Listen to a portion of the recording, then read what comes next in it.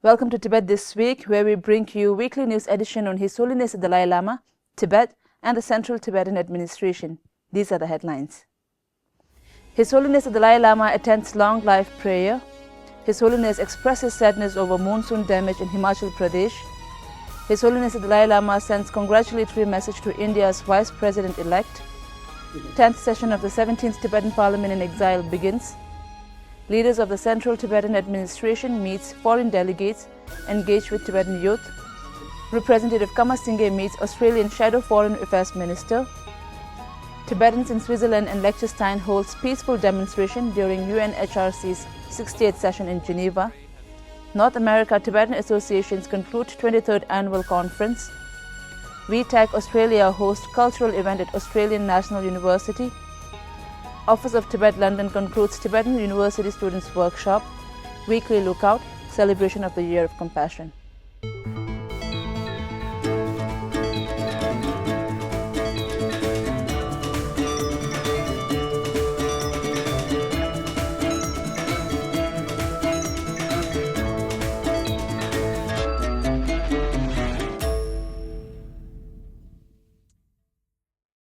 On Wednesday this week, His Holiness the Dalai Lama attended a long life prayer offered to him by Local Culture and Welfare Association, Namgyal Institute Ithaca, and Global Tibetan Youth Tenshu.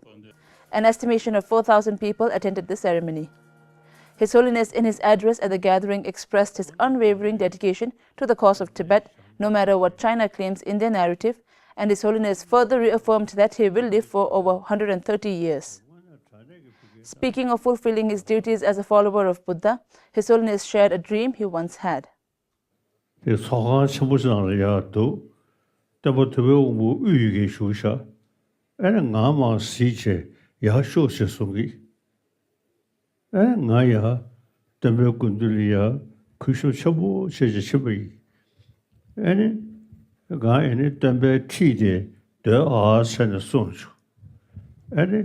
Golma chuzuru chidanche tembe nyewu shanangi chazangara tangwana tanaye ta tembe be shamdi rugu samaro cheche be tawaro zishi ta tembe shamdi mutuninge dru samochi simshuru yeche this shevi.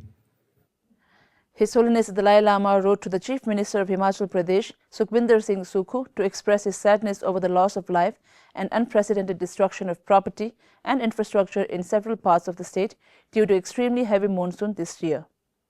His Holiness the Dalai Lama acknowledged the work done by the state government and has asked the Dalai Lama Trust to make a donation as contribution to the relief and rehabilitation efforts.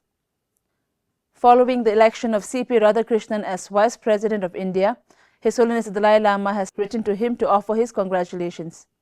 His Holiness once again expressed his faith in India's potential to foster peace within individuals and the world at large and wished the Vice President-elect every success in working to fulfill hopes and aspirations of the people of this great country. On Wednesday this week, the 10th session of the 17th Tibetan Parliament in exile commenced.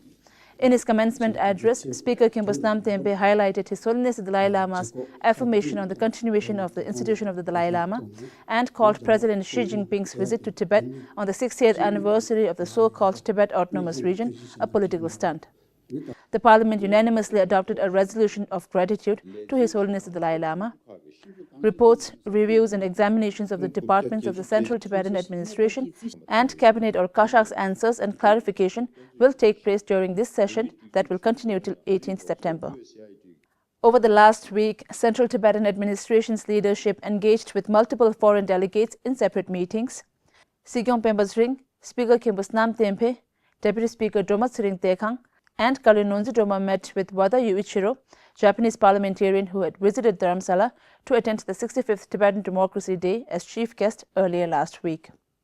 During the meeting, the Speaker and the Deputy Speaker expressed gratitude to the Japanese lawmaker for visiting Dharamsala and for Japan's democratic values, which Tibetans can learn from. CDA's leadership also engaged with Danish participants of the European Youth Delegation and members of the International Campaign for Tibet. Leaders of the three pillars of Tibetan democracy, Yishu Wangmo, Tibetan Supreme Justice Commissioner, Khimbusnam Tempe, Speaker of the Tibetan Parliament in exile, Sigyong Bembasring of the Central Tibetan Administration, and Tenzin Lekshe, spokesperson of CTA, engaged with members of Global Tibetan Youth Tinshuk at Sikyong Hall following the lifelong prayer offering to His Holiness the Dalai Lama in the morning of Wednesday this week. During the engagement, CTA's leadership collectively applauded the prayer offering initiative and emphasized the crucial role of Tibetan youth's contribution and advocacy for Tibet in their respective host countries. Yishu Wangmo spoke on the evolution, structure, responsibilities, and the subdivision of Tibetan Supreme Justice Commission. Meanwhile, Khenpo Nam Thempe discussed the evolution of Tibetan Parliament in exile and elaborated on the roles and responsibilities of the members of the Parliament. Sigyong Bembasring underscored the importance of unity and collaborative work between CTA, Tibetan communities, and Tibetan youth. He stressed that despite differences in approach, all efforts should align toward a shared goal, the just cause of Tibet. Last Friday, the Australian Shadow Foreign Affairs Minister and Senator Michaela Cash met with Representative Singey of the Canberra-based Office of Tibet in her office at the Parliament House. Representative Singey briefed Minister Cash on the Central Tibetan Administration's designation of the Year of Compassion to celebrate His Holiness the Great 14th Dalai Lama's life and legacy, His Holiness's affirmation on the continuation of the institution of the Dalai Lama, and China's growing interference on this issue. Senator Michaela Cash assured her full support to His Holiness the Dalai Lama and Tibetan people and condemned acts of transnational repression of Tibetan Australians by the Chinese government. This Monday, the Tibetan community in Switzerland and Liechtenstein held a peaceful protest in front of the United Nations headquarters as the 60th session of the United Nations Human Rights Council was commencing. Representative Tile Chuki of the Tibet Bureau, Geneva, raised serious concerns over the ongoing human rights violations in Tibet and drew attention to the recent death of Tulku Pande Wange in Tibet. She further called on the international community to take stronger measures to support the Tibetan cause and be consistent with advocacy.